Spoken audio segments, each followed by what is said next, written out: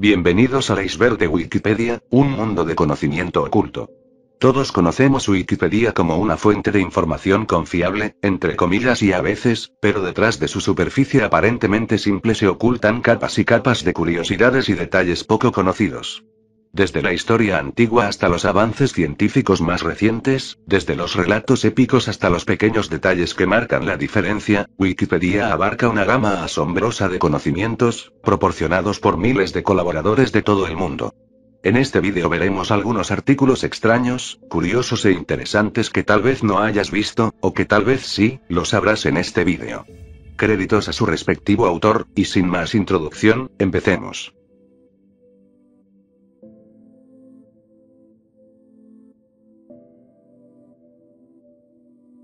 0 de enero.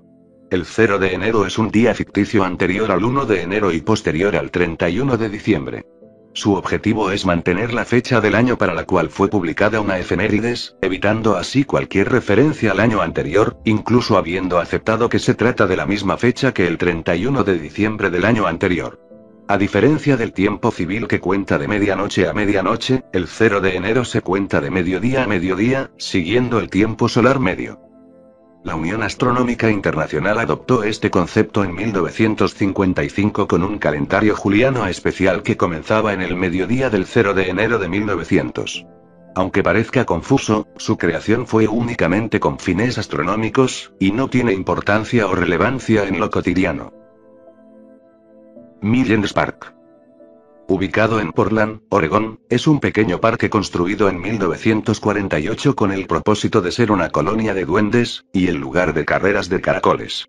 Es reconocido como el parque más pequeño del mundo según el libro Guinness de los Récords. El parque es un círculo de 61 centímetros de diámetro y tiene una superficie de 0,292 m.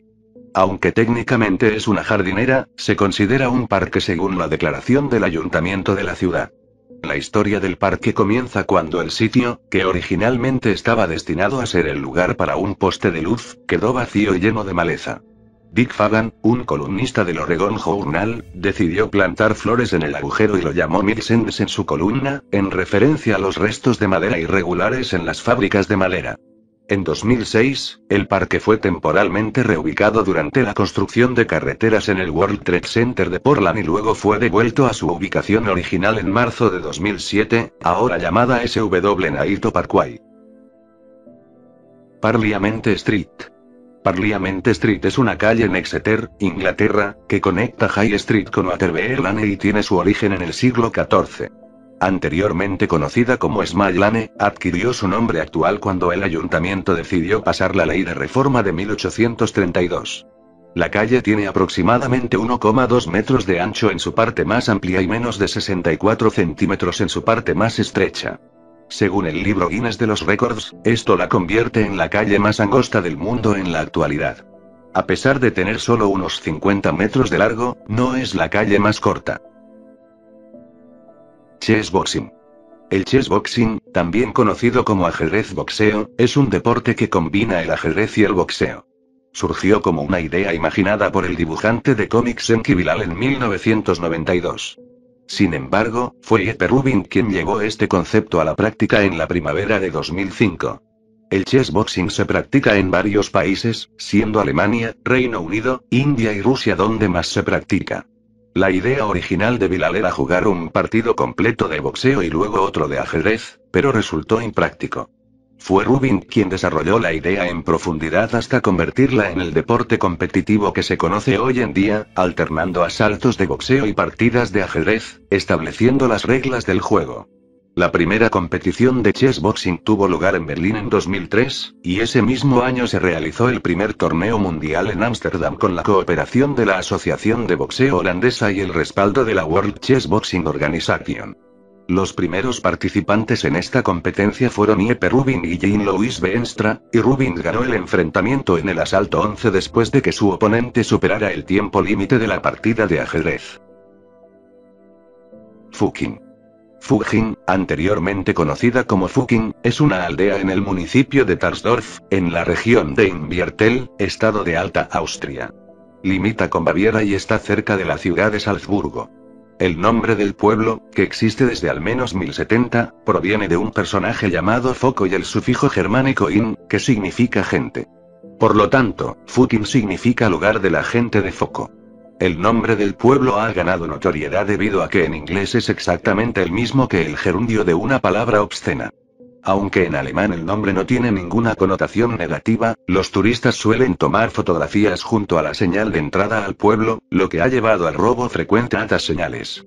En 2005, las señales fueron reemplazadas por otras más seguras y difíciles de robar. En internet circulan fotografías de la señal de entrada al pueblo junto a otra señal que dice por favor, no tan deprisa, lo cual tiene un doble sentido humorístico. En 2004 se realizó un referéndum para cambiar el nombre debido a las bromas y los robos de las señales, pero los residentes votaron en contra. Curiosamente, al otro lado de la frontera en Baviera, Alemania, existen dos localidades llamadas Petting, caricias en inglés, y Kissing, besar en inglés. En noviembre de 2020, en una sesión del Concejo Municipal, los habitantes decidieron cambiar el nombre del pueblo a Fugin, que entró en vigor el 1 de enero de 2021, así que hoy en día, ya no es posible ver aquellos memes y chistes sobre la palabra Fugin en el pueblo. Conspiración de Bielefeld. La conspiración de Bielefeld es un meme satírico que surgió en 1993 en el Usenet alemán. Propone la teoría de que la ciudad de Bielefeld en Alemania no existe, sino que es una ilusión creada por fuerzas desconocidas. Aunque comenzó como un fenómeno en línea, el meme ha sido adoptado por el marketing oficial de la ciudad e incluso mencionado por la canciller alemana Angela Merkel. Según la teoría, la existencia de Bielefeld, una ciudad con una población de 300.000 habitantes en Renania del Norte-Westfalia, es solo aparente.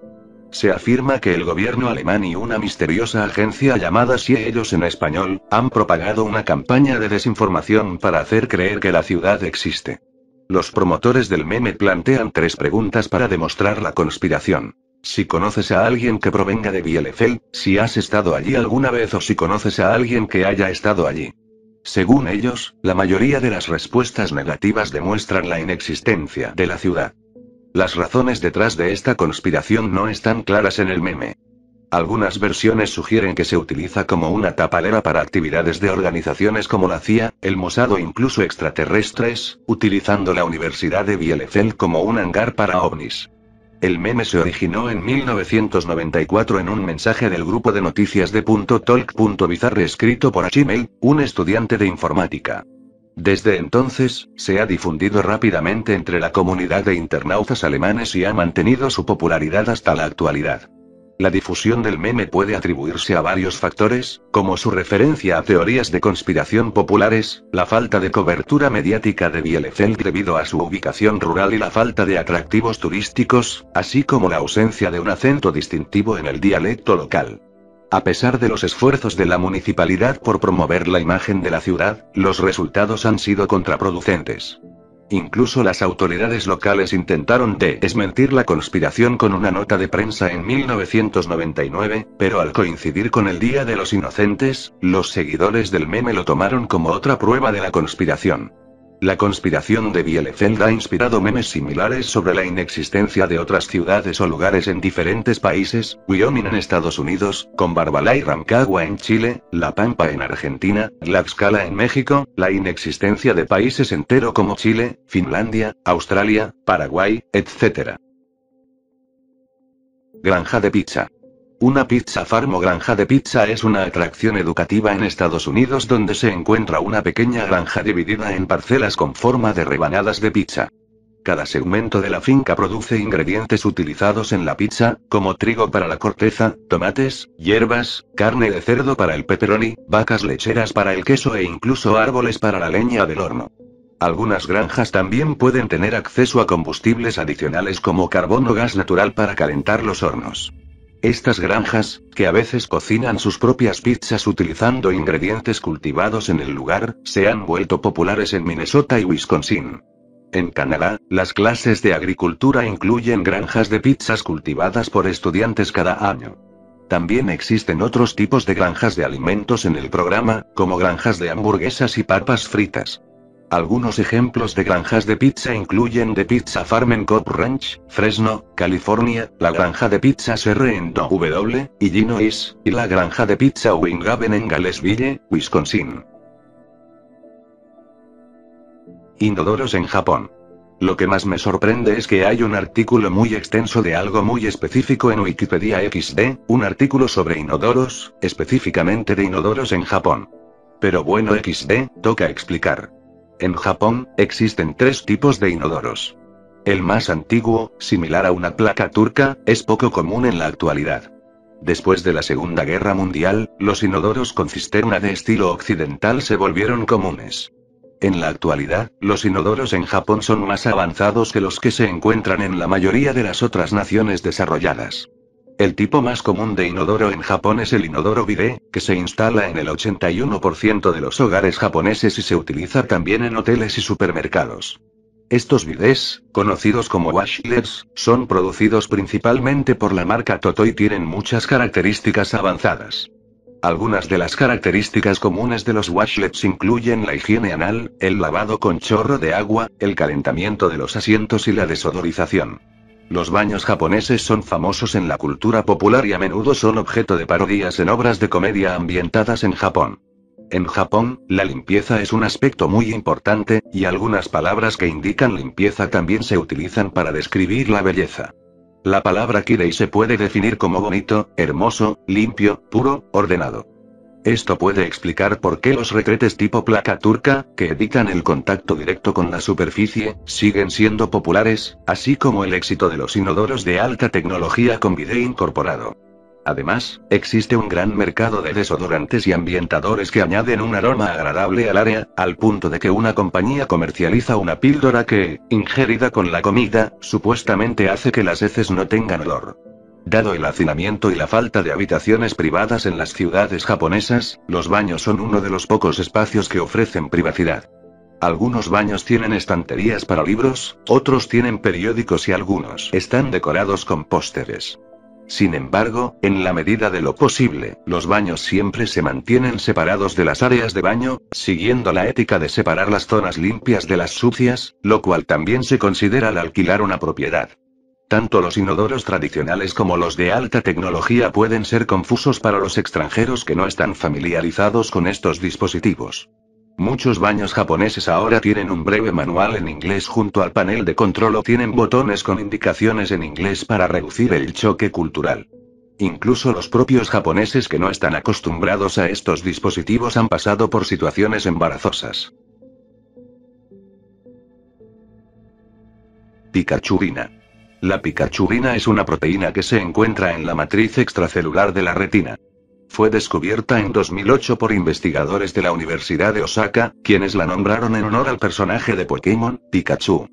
Esta proteína desempeña un papel importante en la transmisión de la información visual de los ojos al cerebro y en la eficiencia de la visión en movimiento. Es necesaria para la conexión de los terminales de los fotorreceptores y las células bipolares de la retina en la sinapsis en cinta. La eliminación del gen de la pikachurina en ratones provoca un resultado anormal en el electroretinograma. Los investigadores esperan que este descubrimiento ayude en la investigación de tratamientos para la retinosis pigmentaria, una enfermedad hereditaria que causa ceguera.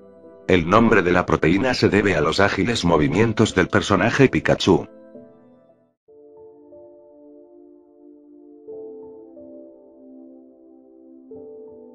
Epidemia de baile de 1518. La peste del baile fue un caso de coreomanía que tuvo lugar en Estrasburgo en 1518.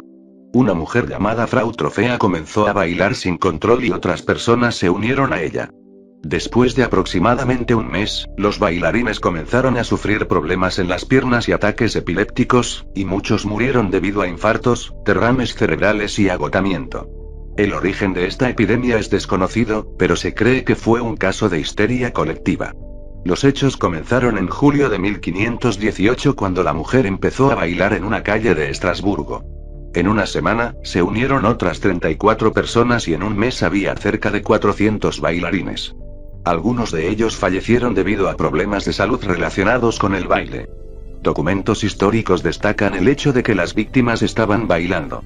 A medida que la epidemia empeoraba, los nobles buscaron el consejo de médicos locales, quienes descartaron causas astrológicas y afirmaron que la epidemia era causada por un aumento en la temperatura de la sangre.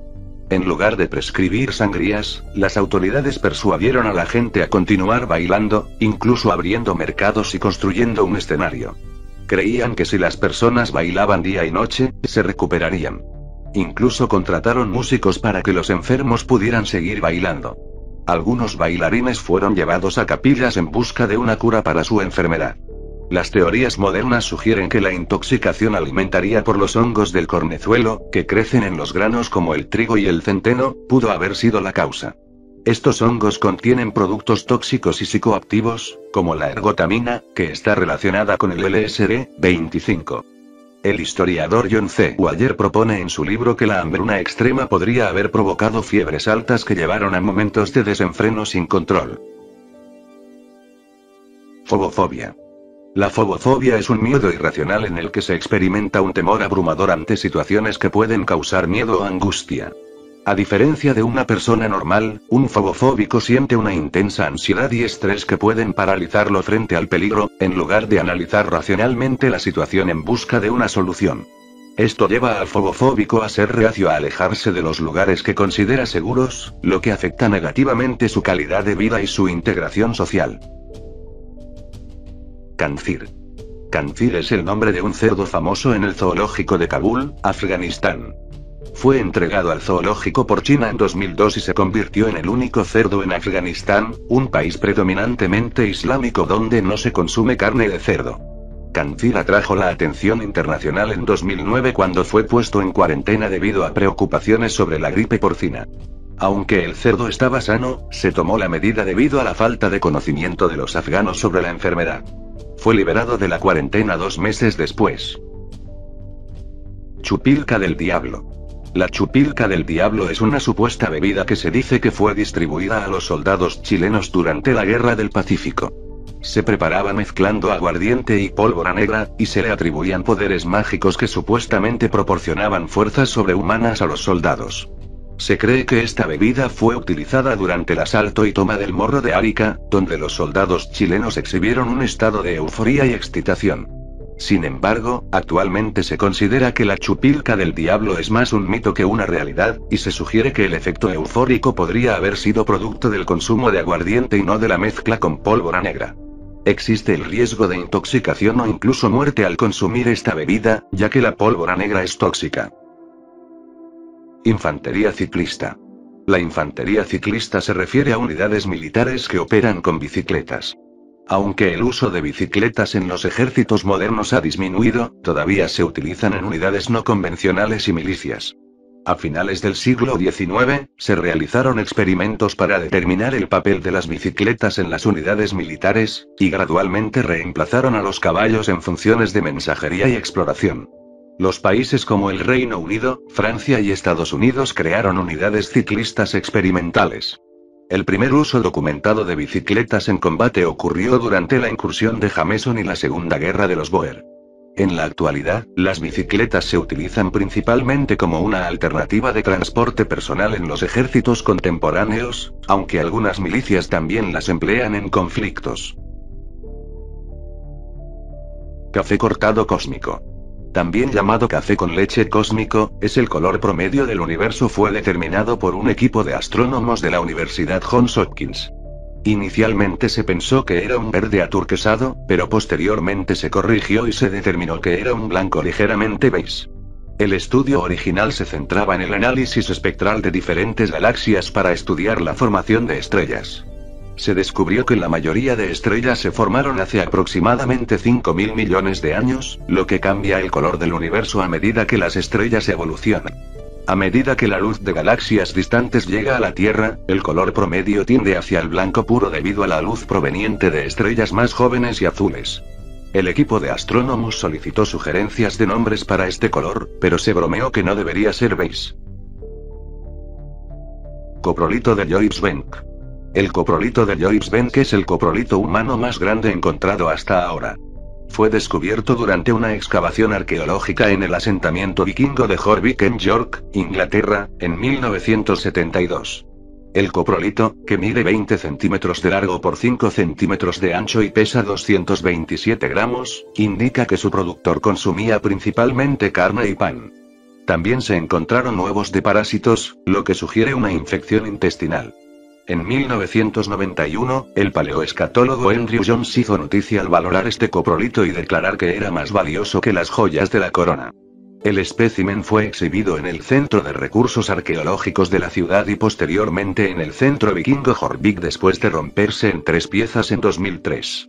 Ha fascinado a generaciones de estudiantes y sigue siendo objeto de interés en la comunidad arqueológica. Bomba gay. La bomba gay es el nombre informal dado a un proyecto teórico de arma química no letal que fue propuesto por el laboratorio Grigg de la Fuerza Aérea de los Estados Unidos.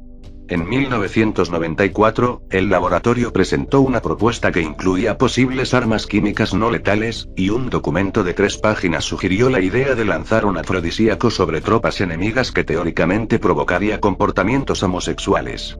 El documento también mencionaba otras ideas no convencionales, como el uso de feromonas de abejas.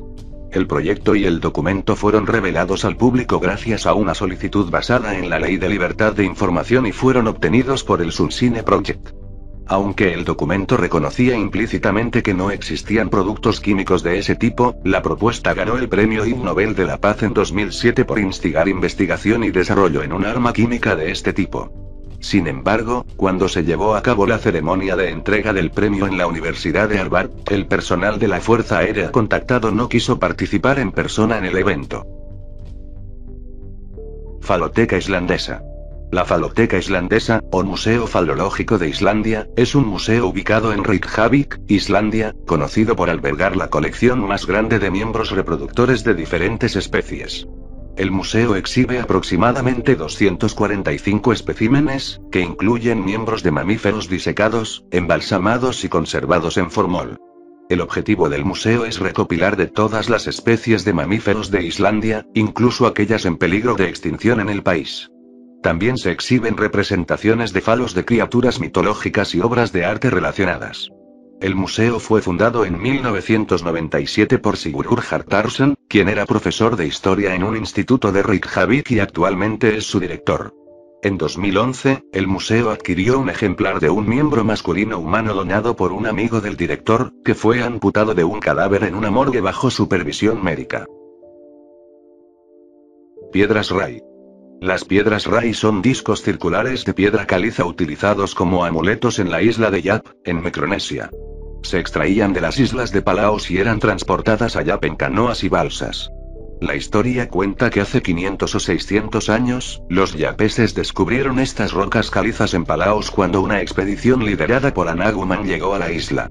Dado que la caliza no existía en Yap, se consideraba muy valiosa para sus habitantes. Inicialmente, Anaguman ordenó tallar las piedras con forma de ballena, pero finalmente se eligió una forma circular más fácil de transportar. Se colocaban palos atravesados en el agujero central de las piedras para facilitar su transporte. Las piedras más grandes requerían el esfuerzo de cientos de hombres para ser transportadas. Los habitantes de Palaos exigieron a los yapeses el pago de cuentas, cocos y copra a cambio del privilegio de explotar las canteras de caliza. El comercio de piedras Rai se detuvo a principios del siglo XX debido a disputas comerciales entre españoles y alemanes. Las canteras fueron abandonadas. Durante la Segunda Guerra Mundial, el ejército imperial japonés utilizó muchas piedras para la construcción y anclaje en Yap. Aunque la moneda occidental ha reemplazado a las piedras Rai en transacciones cotidianas, estas aún mantienen su valor y se comercian de manera tradicional entre los yapeses. Son un símbolo nacional y se utilizan en transacciones sociales como matrimonios, herencias y pactos políticos. El valor de una piedra Rai no solo se basa en su tamaño y artesanía, sino también en su historia. Las piedras se registran en la tradición oral de los Yap, y su propiedad puede cambiar sin necesidad de mover la piedra físicamente. Las transacciones de piedras Rai suelen ser ampliamente publicitadas para que todos conozcan la nueva propiedad.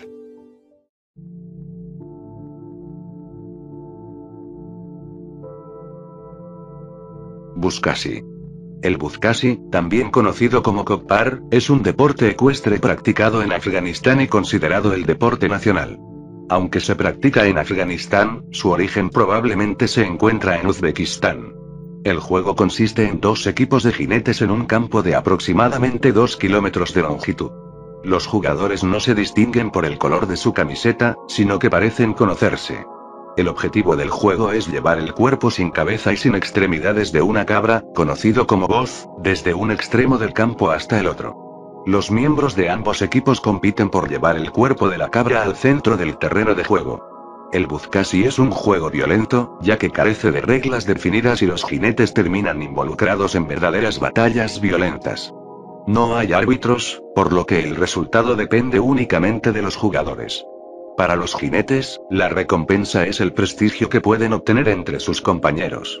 Los capitanes, conocidos como chapandaz, llegan al campo con fusiles Kalashnikov al hombro y guardaespaldas, y se saludan antes de comenzar el partido. Durante el régimen talibán, esta práctica estuvo prohibida, pero desde el colapso del régimen en 2001, el Buzkashi ha vuelto a practicarse todos los viernes en Kabul. Centralia. Centralia es un borough ubicado en el condado de Columbia, Pensilvania, en los Estados Unidos.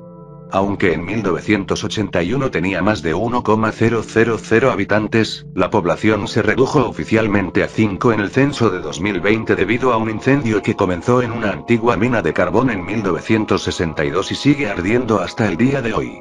Se estima que el fuego podría continuar ardiendo hasta aproximadamente el año 2267.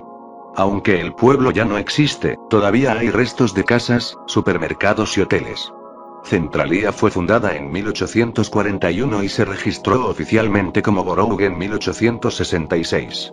Durante su historia, la industria del carbón fue la principal ocupación de la comunidad, pero la extracción de carbón cesó en la década de 1960. El pueblo también fue conocido por ser la cuna de los activistas de la organización secreta de mineros llamada Molly Magires durante el período entre 1860 y 1870. El fuego en la mina subterránea se inició en 1962 y se expandió por todas las minas bajo el pueblo. A pesar de los intentos de apagar el fuego, no tuvieron éxito y continuó ardiendo durante los años 60 y 70. En 1979, se descubrió la magnitud del problema cuando se notó el calor en los tanques de combustible de una gasolinera. En 1981, un niño cayó en un pozo que se abrió repentinamente, lo que atrajo la atención nacional hacia Centralia. En 1984, el Congreso de los Estados Unidos asignó fondos para la reubicación de los residentes, y la mayoría aceptó la indemnización y se mudó a pueblos cercanos. Hoy en día, solo quedan unas pocas casas en pie en Centralia, y el área está mayormente despoblada. El fuego subterráneo sigue ardiendo y se estima que podría durar otros 250 años. Hay chimeneas subterráneas y grietas en la superficie que emiten humo y vapor. Centralia ha ganado fama en la cultura popular y sirvió de inspiración para el pueblo ficticio de Silent Hill en la película y la serie de videojuegos del mismo nombre. Pornocracia. La pornocracia es un término que se refiere a una forma de gobierno caracterizada por la fuerte influencia de las cortesanas en los asuntos públicos. También se utiliza para designar a un gobierno corrupto y dado a favoritismos. El término fue acuñado en el siglo XVI y se refiere a una etapa de la historia de la Iglesia Católica en la que 2 mujeres, Teodora y Marocia, ejercieron una gran influencia sobre el papado en el siglo X. La característica distintiva de la pornocracia es la capacidad de la cortesana para crear un poder personal a través de su relación consensuada con un gobernante, un poder que puede sobrevivir incluso al propio soberano. No está limitada por el género o la orientación sexual de los protagonistas, ya que puede ocurrir tanto en relaciones heterosexuales como homosexuales. En resumen, la pornocracia es una forma de gobierno en la que las cortesanas ejercen una influencia significativa en los asuntos públicos. El término se utilizó para describir una etapa de la historia de la Iglesia Católica en la que 2 mujeres, Teodora y Marocia, tuvieron un papel destacado en el papado. Sin embargo, la fiabilidad histórica de las acusaciones contra ellas es cuestionable. Muerte por PowerPoint. Muerte por PowerPoint es una expresión utilizada para describir las presentaciones basadas en diapositivas que resultan aburridas y fatigantes debido a la sobreabundancia de información. Aunque el término se refiere específicamente a PowerPoint, este fenómeno no es exclusivo del software de Microsoft, ya que cualquier programa de presentaciones permite a los usuarios llenar diapositivas con texto y viñetas, lo que conduce a esa sobrecarga informativa mencionada anteriormente. La frase fue acuñada por Angela R. Garber, y otros autores como Edward Tufte y Caliuga y otros han criticado a PowerPoint por sus efectos en la comunicación. Se sugiere que PowerPoint es especialmente útil para oradores con habilidades limitadas, ya que simplifica mensajes complicados en viñetas simples y permite que el estilo predomine sobre el contenido. Debido a estos factores, PowerPoint se ha vuelto extremadamente popular. Tomaco. El tomaco es un híbrido vegetal ficticio creado en un episodio de Los Simpson que combina el tomate y el tabaco. Sin embargo, en la vida real, un fan de la serie llamado Rob Bauer cultivó una versión real del tomaco en 2003 después de leer un artículo científico que mencionaba la presencia de nicotina en las plantas de tomate. Las pruebas realizadas confirmaron la presencia de nicotina en las hojas del tomaco. Además, el artista español Federico Guzmán experimentó con el cultivo del tomaco como parte de una creación artística en la que el tabaco representa el espíritu y el tomate el cuerpo. La obra fue exhibida en la Universidad Nacional de Medellín en Colombia y estaba destinada a ser exhibida en México en 2008. El artista ha expresado su intención de producir el tomaco en el futuro. Concilio cadavérico. El concilio cadavérico, también conocido como el juicio del cadáver o el sínodo del cadáver, se refiere al juicio póstumo del Papa Formoso que tuvo lugar en enero de 897 en la Basílica de San Juan de Letrán en Roma. El Papa Esteban VI, quien sucedió a Bonifacio VI, promovió el juicio acusando a Formoso de perjurio y de haber accedido al papado de manera ilegal. Formoso fue declarado culpable y su papado fue retroactivamente anulado. Este evento es recordado como uno de los episodios más extraños de la historia del papado. El juicio se llevó a cabo 9 meses después de la muerte de Formoso. Esteban VI ordenó la exhumación del cadáver y lo sometió a juicio en un concilio convocado con ese propósito. Durante el concilio, el cadáver de Formoso fue vestido con los ornamentos papales y se le sentó en un trono para escuchar las acusaciones en su contra, siendo la principal de ellas el abandono de su diócesis original para asumir el papado. Formoso fue encontrado culpable y se invalidó su elección como papa. Se anularon todos los actos y ordenaciones de su pontificado. A continuación, se despojó al cadáver de sus vestiduras y se le arrancaron los dedos con los que impartía bendiciones papales. Sus restos fueron depositados en un lugar secreto durante varios meses hasta que fueron restituidos a la Basílica de San Pedro. Aunque el Papa Juan IX promulgó que cualquier acusación contra una persona fallecida en un tribunal estaba prohibida, el Papa Sergio III, quien asumió el trono en 904, anuló los concilios convocados por Juan IX y Teodoro II e inició un segundo juicio contra el cadáver de Formoso, encontrándolo nuevamente culpable. Los restos de Formoso fueron arrojados al río Tíber para que desaparecieran, pero según la leyenda, quedaron atrapados en las redes de un pescador que los rescató y los escondió. Después del pontificado de Sergio III, los restos fueron depositados en el Vaticano, donde descansan hasta el día de hoy. Kancho. Kancho es una broma comúnmente realizada por niños en Japón, donde se intenta insertar los dedos índices de manera brusca en la región anal de alguien sin que la víctima se dé cuenta. Esta broma ha sido popular en Japón y otros países asiáticos durante mucho tiempo y ha ganado popularidad adicional debido a su representación en el anime Naruto. También se han dado casos de esta broma en programas de televisión en Japón, donde una celebridad la realiza a personas al azar. En algunos países, el acto del kancho puede considerarse ilegal y ser considerado como acoso sexual o abuso sexual, aunque generalmente se ve con más permisividad cuando ocurre entre niños. En Japón, se considera una travesura infantil en lugar de un acto criminal. La palabra kancho también se utiliza para gastar bromas a personas que son nuevas en Japón y aún no conocen bien el idioma. Por ejemplo, se les puede decir que para pedir la cuenta en un restaurante deben decir kancho kudasai en lugar de kanjo kudasai, lo que lleva a situaciones cómicas y risas entre el camarero y la víctima. Lista de personas que murieron en el inodoro. Esto es simple, es una lista de diferentes personas de diferentes países que murieron estando ahí. Esto incluye figuras históricas confirmadas y casos recientes más recientes de muertes notables. No tiene caso nombrarlas todas. Polybius. Polybius es un videojuego ficticio de arcade que se ha convertido en una famosa leyenda urbana. Según esta leyenda, el juego provocaba efectos devastadores en los jugadores, como locura, estrés, pesadillas horribles e incluso tendencias suicidas. Se afirma que el juego desapareció misteriosamente poco tiempo después de su lanzamiento. La leyenda urbana cuenta que el juego apareció en salas de juegos de Portland, Oregón, y fue fabricado por una empresa llamada Cinesichen. Los jugadores manejaban una nave en un juego de estilo puzzle con gráficos coloridos y efectos luminosos atractivos. Se dice que el juego producía efectos neurológicos negativos en los jugadores, como mareos, vómitos, alucinaciones y ataques epilépticos. También se mencionan mensajes subliminales que incitaban al suicidio y al conformismo. La leyenda incluye relatos de hombres de negro que visitaban las salas de juego y tomaban notas sobre los efectos del juego, lo que llevó a especulaciones de que estaba vinculado al gobierno. Se dice que el juego generaba adicción inicialmente, pero luego los jugadores lo odiaban y olvidaban cómo jugarlo. Se informa que la compañía se llevó todas las unidades del juego después de la muerte de un jugador que sufrió un ataque epiléptico. No hay pruebas contundentes sobre la existencia real del juego Polybius, y algunas fuentes sugieren que la leyenda podría haber surgido a partir de problemas con otro juego llamado Tempest. La revista Electronic Games y otras fuentes no hacen referencia al juego, y Snopes.com ha desmentido la leyenda. En resumen, Polybius es una leyenda urbana sobre un supuesto videojuego maldito que causaba efectos negativos en los jugadores y desapareció misteriosamente. Aunque se ha lanzado un videojuego real con ese nombre, no hay pruebas sólidas de la existencia del juego ficticio descrito en la leyenda urbana. Zapatos colgantes. La práctica de colgar zapatos en lugares como líneas de teléfono, árboles y postes tiene diferentes interpretaciones y orígenes.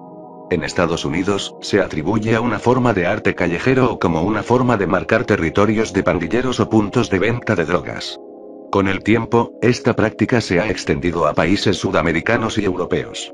Se cree que los pandilleros utilizan esta práctica para conmemorar a miembros fallecidos, delimitar su territorio o señalar áreas propicias para cometer delitos, según el tipo de calzado utilizado. Además, se relaciona con el final de los estudios, un futuro matrimonio o la primera relación sexual. También se mencionan motivos como aburrimiento, deshacerse de zapatos viejos o simplemente como decoración. En resumen, colgar zapatos en diferentes lugares tiene diversas interpretaciones y significados, desde arte callejero hasta marcar territorios de pandillas o puntos de venta de drogas. También se relaciona con hitos personales, leyendas urbanas y en algunos lugares se ha convertido en un deporte. Defenestración. La defenestración es el acto de arrojar a una persona por una ventana. Históricamente, este acto tenía motivaciones políticas y se dirigía a personas en altos cargos. También se utiliza de manera figurada para referirse a la destitución o expulsión drástica de alguien de su posición. Ejemplos históricos incluyen la defenestración de la reina Jezabel por orden del rey Jehú, la tercera defenestración de Praga que desencadenó la Guerra de los 30 años y la defenestración de Miguel de Vasconcelos durante la restauración de la independencia de Portugal. En resumen, la defenestración es el acto de arrojar a alguien por una ventana y ha sido utilizado con objetivos políticos a lo largo de la historia. También se emplea de manera figurada para referirse a la destitución abrupta de alguien de su cargo o posición. Dominio emoji. Un dominio emoji es un nombre de dominio que contiene un emoji en él. Para que un dominio emoji funcione, se convierte en Punycode, que es una codificación utilizada para los nombres de dominio internacionalizados. Cada emoji tiene una representación única en Punycode. Actualmente, la disponibilidad de dominios emoji es limitada y se pueden registrar en ciertos ccTLD. El registro de un dominio emoji puede ser más complicado que un dominio con caracteres ASCII normales, ya que a veces no es posible ingresar directamente el emoji en los formularios de registro y se debe utilizar la representación Punycode. Los primeros dominios emoji fueron creados en 2001, y desde entonces ha habido un crecimiento en el registro de dominios emoji en ciertos TLD como WS y FM.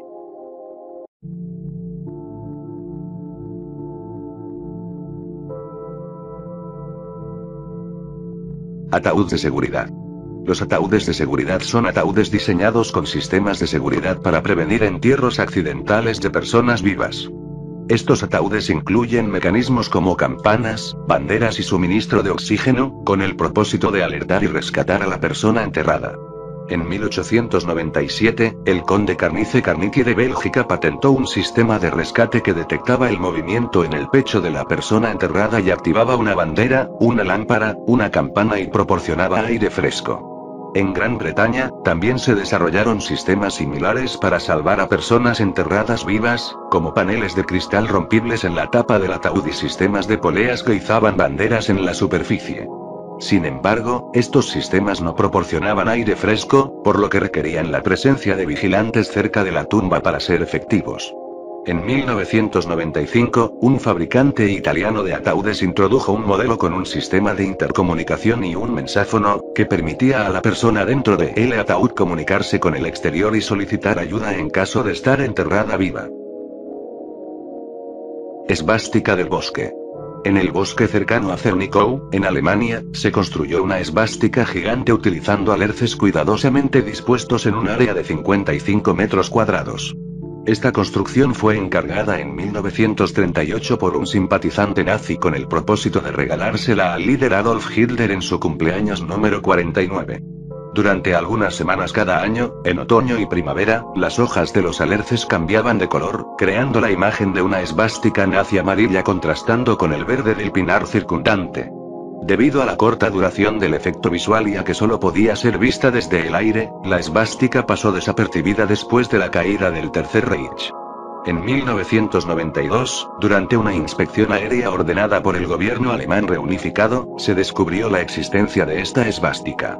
Las autoridades de Brandenburgo, preocupadas por el posible uso del lugar como sitio de peregrinación neonazi, tomaron medidas para destruir el símbolo arrancando algunos de los árboles.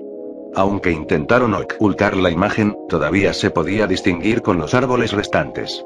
En 2000, se publicaron más fotografías aéreas de la esvástica en los periódicos alemanes. Las autoridades locales lograron obtener permiso para derribar más árboles y ocultar en gran medida la imagen. Entierro de videojuegos de Atari. En 1983, Atari, Incorporated, una compañía de videojuegos y computadoras domésticas, llevó a cabo un entierro masivo de cartuchos de videojuegos, consolas y computadoras en un vertedero en Nuevo México, Estados Unidos. Se estima que los objetos desechados incluían varios millones de copias del juego E.T. Extraterrestrial, que fue uno de los mayores fracasos comerciales en la historia de los videojuegos, y la versión de Pac-Man para Atari 2600, que había tenido éxito comercial pero recibió duras críticas. Durante mucho tiempo, se consideró este evento como una leyenda urbana, hasta que en 2014 un grupo de investigadores de Microsoft desenterró cientos de copias del juego en Alamogordo.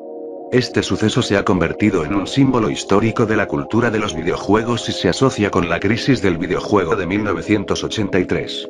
La historia del entierro ha generado dudas sobre su veracidad y dimensiones. Se ha especulado ampliamente que la mayoría de las copias sin vender de E.T. Extraterrestrial, que alcanzaban los 3,5 millones, terminaron enterradas en el vertedero. El evento ha sido mencionado en la cultura popular y se utiliza como ejemplo de malas prácticas comerciales en la industria de los videojuegos. Aunque algunas fuentes cuestionan la destrucción masiva de los juegos, atribuyendo la caída de Atari a otras razones, como prácticas comerciales inadecuadas y sobreestimación de las ventas. El legado del entierro ha dejado una marca en la historia de los videojuegos. Paul está muerto. Es una creencia conspirativa que afirma que Paul McCartney, miembro de la banda The Beatles, murió en un accidente automovilístico el 9 de noviembre de 1966 y fue reemplazado por un bajista canadiense llamado William Campbell. Se sostiene que las altas esferas políticas británicas ocultaron la muerte de McCartney debido al temor de suicidios masivos de fanáticas y al impacto cultural que su fallecimiento causaría. Los argumentos de esta teoría se basan en supuestos indicios encontrados en las grabaciones y portadas de los álbumes de The Beatles, así como en mensajes ocultos detectados al escuchar ciertas canciones en sentido contrario. En 2010, unos supuestos forenses italianos publicaron estudios fisionómicos que sugerían que las imágenes de McCartney en 1966 y 1967 correspondían a dos personas diferentes. Los rumores sobre la muerte de McCartney se originaron en octubre de 1969, cuando un hombre llamado Tom afirmó que el músico había fallecido y se difundió la frase "Turn me on" de Adna M al reproducir una canción en sentido inverso. A pesar de los desmentidos y pruebas que indicaban lo contrario, el rumor se extendió y generó una creencia conspirativa. Muerte por risa. Morir de risa es el fallecimiento como resultado de un ataque de risa. Puede ocurrir debido a diferentes patologías que desvían la risa benigna. El infarto de la protuberancia y la médula oblonga en el cerebro, así como la asfixia causada por la risa, pueden ser causas de muerte. La risa puede provocar atonía y colapso, lo cual puede llevar a traumatismos. Además, las convulsiones gelásticas pueden estar relacionadas con lesiones focales en el hipotálamo. A lo largo de la historia, se han reportado casos de personas que murieron de risa, como el adivino Calcante en el siglo XII AC, el pintor Zeuxis en el año 398 AC, el filósofo Crisipo en el siglo III AC, Martín I de Aragón en 1410, Pietro Aretino en el siglo XVI, el rey de Birmania Nandavallín en 1599, Thomas Urquhart en 1660, y la señorita Fitzherbert en 1782. Un caso más reciente es el del escritor Julián del Casal en 1893, quien murió después de un ataque de risa acompañado de hemorragia y rotura de un aneurisma. Problema del año 2038. El problema del año 2038, también conocido como I2K38, se refiere a un posible fallo en el software que podría ocurrir en el año 2038. Este problema afecta a los programas que utilizan la representación del tiempo basada en el sistema POSIX, tiempo y Unix, que cuenta los segundos transcurridos desde el 1 de enero de 1970 a las 00. La representación del tiempo en sistemas de 32 bits tiene un límite de 2.147.483.647 segundos, lo que corresponde al 19 de enero de 2038. Después de ese momento, el contador se desbordará y los programas interpretarán el tiempo como si estuvieran en 1901 o 1970, en lugar de 2038, lo que puede provocar errores en los cálculos y procesamientos. No hay una solución sencilla para este problema en las combinaciones existentes de QI sistemas operativos. Cambiar la definición del tipo de dato empleado para representar el tiempo a 64 bits rompería la compatibilidad con el software existente y el almacenamiento de datos.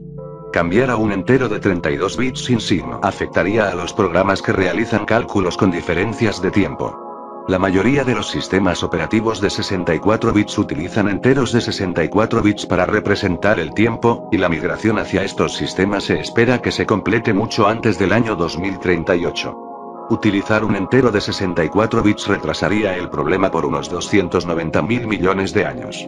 Sin embargo, en dispositivos Android de versiones anteriores a la 4.0.4, se presentaban bloqueos cuando se establecía la fecha límite del 2038. Los dispositivos iOS a partir del iPhone 5S y los dispositivos Android de 64 bits no se ven afectados por este problema. En resumen, el problema del año 2038 afecta a los programas que utilizan la representación del tiempo basada en el sistema POSIX y puede causar fallos en el software cuando el contador de tiempo se desborda en el año 2038. No hay una solución sencilla para este problema y migrar a sistemas de 64 bits es la mejor forma de evitarlo. Vaca esférica. Vaca esférica es una metáfora de la simplificación excesiva de los modelos científicos de la realidad. El término se deriva de un chiste de físicos teóricos, el cual es el siguiente. La producción de leche de una granja era tan baja que el granjero pidió a la universidad local ayuda académica. La universidad reunió un equipo multidisciplinar de profesores, encabezado por un físico teórico, y estuvieron 2 semanas haciendo investigación de campo intensiva. Los científicos volvieron a la universidad, con sus portátiles repletos de datos, y el encargo de escribir el informe se dejó para el líder del equipo. Poco después, el granjero recibió el informe, que empezaba así. Tengo la solución, pero funciona solo en el caso de vacas esféricas en el vacío.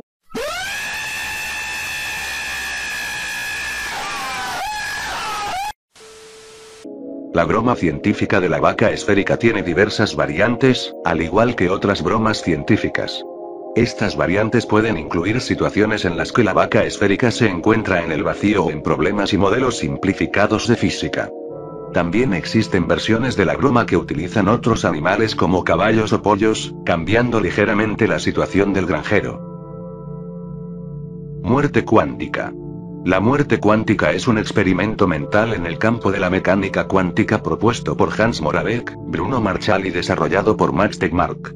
El experimento busca distinguir entre la interpretación de Copenhague y la teoría de los universos múltiples de Hugh Everett. Se basa en una variación del experimento del gato de Schrödinger, pero desde la perspectiva del gato.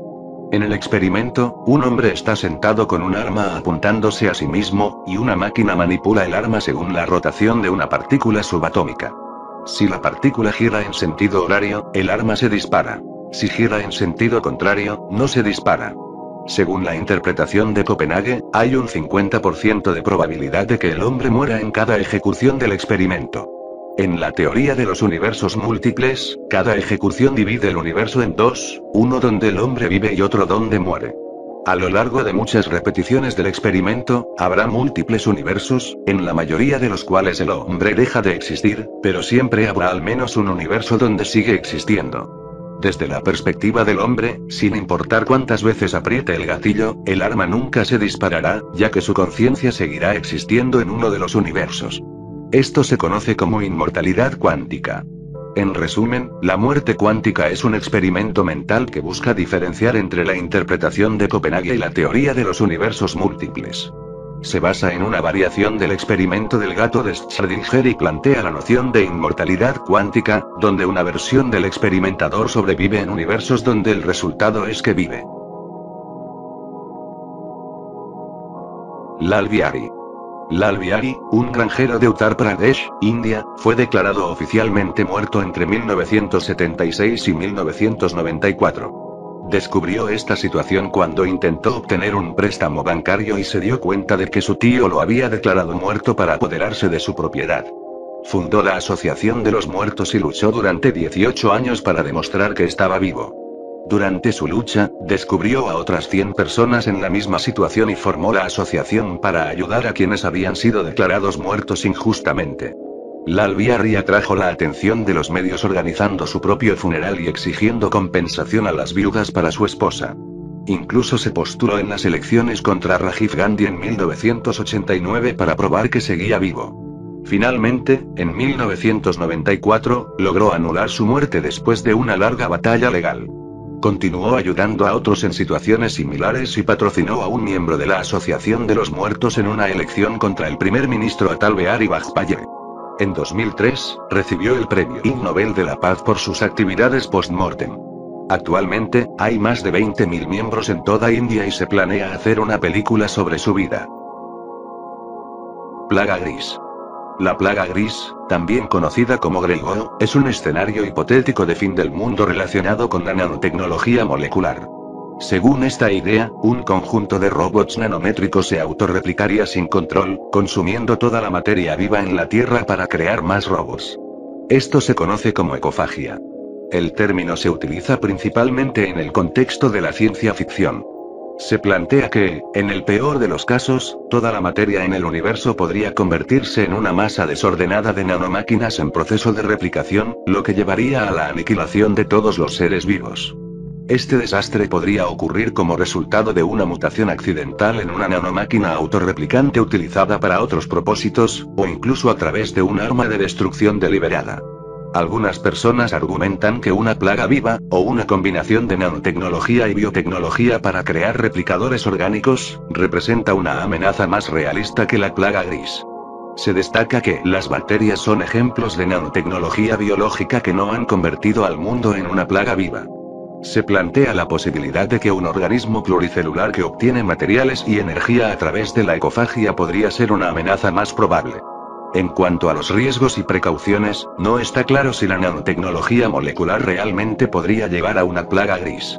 Se sugiere que el tamaño de las nanopartículas podría limitar su movimiento rápido, y que la energía disponible podría no ser suficiente para superar a la vida orgánica existente. Se plantean medidas de precaución como programar los nanorobots para dejar de reproducirse después de un número determinado de generaciones, diseñarlos para requerir materiales raros dispersados previamente en el entorno, o controlarlos directamente desde una computadora externa. Se mencionan también los riesgos asociados con la nanotecnología en general y se destaca la importancia de abordar amenazas más realistas como el nanoterrorismo.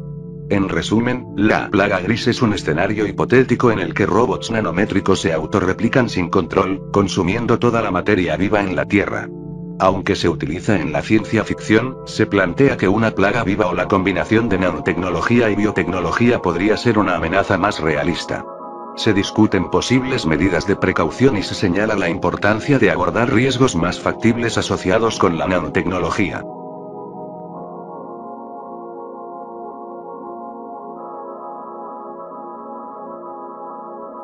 Autofelación. La autofelación es una forma de autodelicioso masculina en la que el hombre estimula oralmente su propio miembro reproductor. Aunque a menudo se ha considerado como una leyenda urbana debido a su dificultad, hay hombres lo suficientemente flexibles como para realizarla. La práctica tiene una historia antigua y se han encontrado representaciones en jeroglíficos y pinturas antiguas que muestran a hombres con sus miembros en la boca. Algunos textos antiguos vinculan la autofelación con la religión en el antiguo Egipto. En el pasado, la autofelación se consideraba más como un problema psicológico que como una práctica consensuada. Se estima que solo un pequeño porcentaje de hombres posee la flexibilidad o la longitud del miembro necesaria para realizarla, y se cree que a través de entrenamiento físico como la gimnasia, la contorsión o el yoga se podría aumentar la flexibilidad y hacer posible la autofelación. Donkey Punch. El Donkey Punch es un término que se refiere a una supuesta práctica consensuada en la cual la persona que está en pleno coito a su pareja le propina un puñetazo en los riñones o en la región occipital. Se pretende que esto provoque una contracción refleja de los músculos de la región, aumentando así la sensación de placer para el activo. Sin embargo, según el Dr. Jeffrey Barr, experto médico, no existe base científica que respalde esta afirmación, y en cambio, puede causar lesiones graves e incluso la muerte. Tradicionalmente, este acto ha sido considerado una leyenda urbana o un chiste misógino. En la industria para adultos, ha habido películas que han representado esta práctica, pero en la vida real es peligrosa y no se recomienda. También ha sido parte del argumento de una película de thriller llamada Donkey Punch en la que un grupo de vacacionistas británicos se ve involucrado en un caso de homicidio involuntario relacionado con el Donkey Punch. Uzu. El uzu, también conocido como human tofu, fue un producto alimenticio falso que pretendía imitar la carne humana en sabor y textura. Se comercializó en un sitio web desde mayo de 2005 hasta junio de 2006, cuando fue cerrado. Los creadores afirmaron que el término fue acuñado por Milla Jovovich después de escuchar sobre el desarrollo del producto durante un viaje en tren. Aunque se presentó inicialmente como una broma de mal gusto, muchas personas mostraron interés en adquirirlo. El uzu se promocionó como una alternativa saludable para los caníbales que deseaban dejar ese hábito, aunque originalmente fue creado para que los estudiantes de antropología experimentaran la experiencia del canibalismo. El sitio web anunciaba que el uzu también era conveniente para los caníbales, eliminando la necesidad de cazar los viernes por la noche y permitiendo disfrutar del delicioso sabor del producto. Mark Nichols, fundador y CEO de Uzu, LLC, dijo que la idea del uzu surgió mientras comía un sándwich de tofu key, un sustituto de pavo hecho con tofu, mientras leía un libro sobre canibalismo. El producto recibió cobertura mediática, incluyendo una entrevista a Nichols en el programa The Daily Show. Sin embargo, la página web de Uzu fue cerrada en agosto de 2006 debido a las quejas de los consumidores y las denuncias de estafa. Muchas personas habían realizado pagos pero no habían recibido el producto. Según Nichols, el cierre se debió a que el mundo dejó atrás el uzu y el mantenimiento del sitio web resultaba costoso. Hips. En los juegos de computadora, los hips son los fragmentos de órganos, carne y huesos de un personaje eliminado, generalmente humano. Estos fragmentos son más pequeños que una extremidad pero más grandes que una pelota de golf. El término fue creado por Adrian Carmack, un ex empleado de diseño gráfico de id Software. Los hips aparecen en juegos de acción en primera persona donde el objetivo es eliminar a un gran número de enemigos. Uno de los primeros juegos en utilizar los hips fue Doom, y desde entonces se ha convertido en un estándar de la industria. También se encuentran en juegos como Mortal Kombat y el juego de arcade Area 51. El término hip se utiliza cuando un enemigo es eliminado de manera tan violenta que su cuerpo se desmembrada por completo. Lograr un hit se considera un logro destacado en el juego, aunque en términos de puntuación se trata igual que simplemente eliminar al enemigo. Los términos frag y hit son comúnmente utilizados en juegos multijugador y deathmatch. En algunos juegos, los hits desaparecen rápidamente para ahorrar recursos del procesador, especialmente cuando hay muchos personajes en pantalla. Melificación humana. La melificación humana, también conocida como hombre de miel, es un supuesto proceso antiguo en el que se disolvía un cadáver humano en miel para obtener una sustancia medicinal. Este proceso se menciona en fuentes chinas, como el libro Benkao Gammu del farmacólogo Li Shizhen, donde se relata que en Arabia algunos ancianos cercanos a la muerte se sometían a este proceso de momificación en miel. El proceso de melificación implica un acto de autosacrificio y difiere de una simple donación. El donante dejaba de consumir cualquier alimento que no fuera miel y llegaba incluso a bañarse en ella. Poco después, sus excrementos, y según la leyenda, incluso su sudor, consistirían en miel. Cuando esta dieta resultaba mortal, el cuerpo del donante se depositaba en un sarcófago de piedra sumergido en miel. Después de más de un siglo, el cadáver se disolvería en la miel, creando una sustancia medicinal que se decía tenía propiedades curativas para numerosas enfermedades. Esta sustancia se vendía a un alto precio en mercados. Trasplante de cabeza. El trasplante de cabeza es un procedimiento quirúrgico en el que se injerta la cabeza de un organismo en el cuerpo de otro. Aunque se ha realizado en animales como perros, monos y ratas, aún no se ha desarrollado la tecnología para reconectar una médula espinal cortada, lo que dejaría al paciente tetrapléjico. Sergio Canavero, un investigador italiano, afirma haber superado las barreras tecnológicas y propone realizar trasplantes de cabeza en humanos. Sin embargo, sus afirmaciones son recibidas con escepticismo por la comunidad científica. El trabajo de Canavero se basa en investigaciones previas, como la de Robert Witte, quien logró trasplantar con cierto éxito la cabeza de un simio en el cuerpo de otro, aunque sin conectar el sistema nervioso. Se plantea que esta técnica podría ser útil para personas tetraplégicas con fallos orgánicos generalizados, pero no existe consenso ético sobre este procedimiento. Se menciona que diferentes interpretaciones filosóficas y religiosas se han relacionado con el trasplante de cabeza, pero independientemente de estas posturas, el resultado observado en las intervenciones quirúrgicas no altera la identidad personal del receptor del cuerpo. Necrofilia homosexual en el ánade real. La necrofilia homosexual en el ánade real es un comportamiento documentado por primera vez en 1995 en los Países Bajos. Este fenómeno ocurre cuando un animal vivo se aparea con otro animal muerto. El caso más conocido fue observado por Kees Moeliker del Museo de Historia Natural de Rotterdam, quien presenció actividades sexuales entre un ánade real vivo y otro muerto. Moeliker describió este caso como necrofilia homosexual y lo informó científicamente, obteniendo el Premio Ig Nobel de Biología en 2003. Además, se ha observado comportamiento similar en otras especies, como los sapos de caña machos que copulan con otros sapos muertos e incluso con objetos inanimados. Santo Prepucio. El Santo Prepucio es una supuesta reliquia asociada a Jesús. Varias iglesias en Europa han afirmado poseerlo en diferentes momentos de la historia. A lo largo de los años, se le han atribuido varios milagros. Según el rito judío, Jesús habría sido circuncidado a los 8 días de nacido, como se menciona en el Evangelio de Lucas. Los evangelios apócrifos ofrecen más detalles sobre esta ceremonia. Algunas versiones narran que el prepucio fue guardado en una jarra de alabastro y entregado a un perfumista para su preservación. La abadía de Charroux afirmó poseer el santo prepucio durante la Edad Media, y se decía que había sido regalado por Carlomagno o por la emperatriz Irene de Bizancio. En el siglo XII, la reliquia fue llevada en procesión a Roma para ser presentada al Papa Inocencio III, quien rechazó certificar su autenticidad. En algún momento, la reliquia se perdió y fue redescubierta en 1856 en la abadía.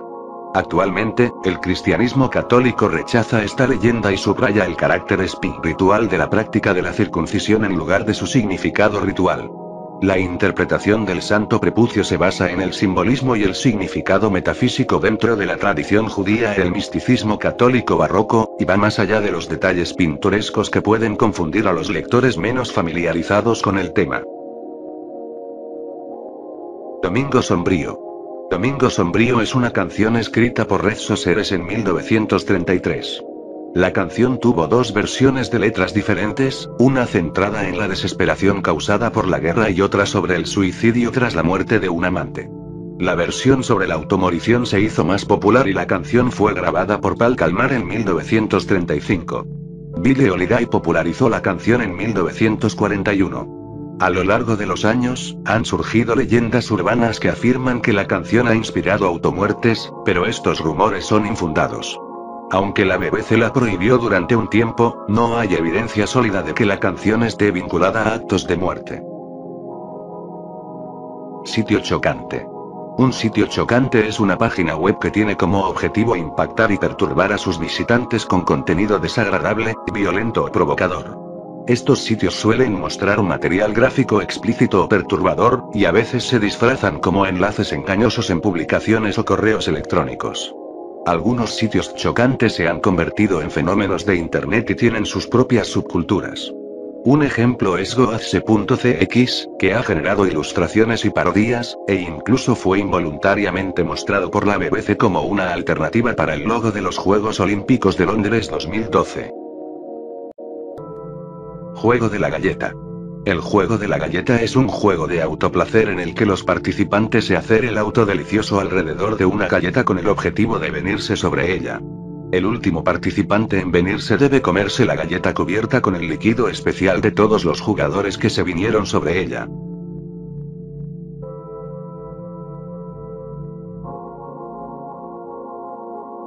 Aplastamiento por elefante.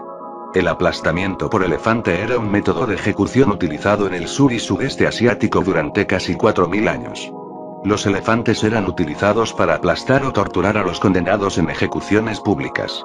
Esta práctica atrajo el interés de los viajeros europeos y fue suprimida por los imperios europeos que colonizaron la región en los siglos XVIII y XIX. Los elefantes eran elegidos como verdugos debido a su simbolismo de poder real y su control por parte de sus conductores. Podían ser entrenados para ejecutar a los prisioneros de diversas formas, desde torturas prolongadas hasta una muerte rápida al aplastarles la cabeza. Aunque existen registros de perdones de último minuto, también se usaban elefantes como forma de ordalía.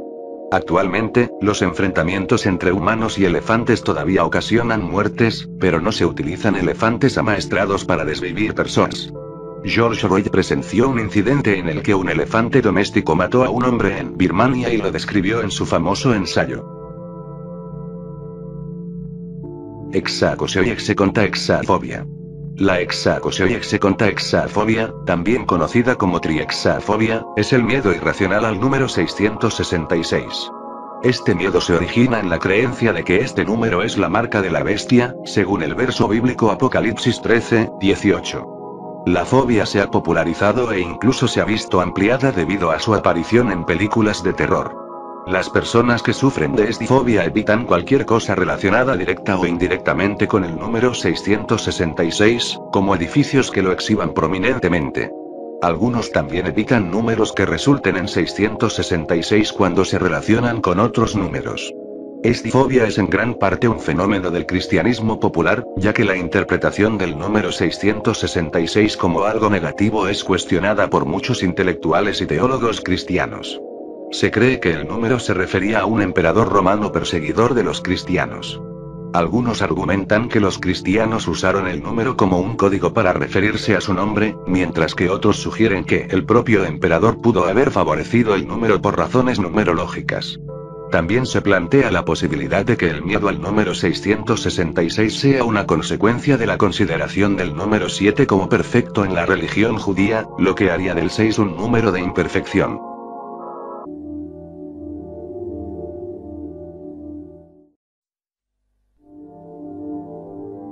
OVNI nazi. Los ovnis nazis, también conocidos como Auneburger o Reichsflugscheiben en alemán, son supuestos aviones avanzados o naves espaciales desarrollados por la Alemania nazi durante la Segunda Guerra Mundial. Estas tecnologías aparecen tanto en obras de ficción como en textos históricos negacionistas y teorías de conspiración, a menudo relacionadas con el nazismo esotérico.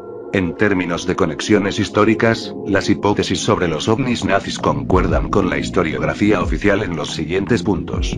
La Alemania nazi exploró la región de Nueva Suabia en la Antártida, enviando una expedición en 1938 y planificando otras. La Alemania nazi investigó tecnologías de propulsión avanzadas, incluyendo misilística y las turbinas de Victor Schauberger. Algunos avistamientos de ovnis durante la Segunda Guerra Mundial, particularmente los conocidos como Foo Fighters, se consideraron armamento enemigo. Las primeras referencias no ficticias sobre los platos voladores nazis parecen provenir de una serie de textos del experto en turbinas italiano Giuseppe Belluzzo. Posteriormente, el científico alemán Rudolf Schriever admitió haber desarrollado platillos voladores durante el período nazi. El ingeniero aeronáutico Roy Fedden señaló que solo la maquinaria diseñada por los alemanes cerca del final de la guerra podría aprovechar las capacidades atribuidas a los platos voladores. Estos mitos probablemente se inspiraron en los avances históricos alemanes, como el avión de reacción Messerschmitt Me-262, el misil dirigido V-1 y el misil balístico V-2, que sentaron las bases de los primeros programas espaciales y de misiles de la Unión Soviética y Estados Unidos.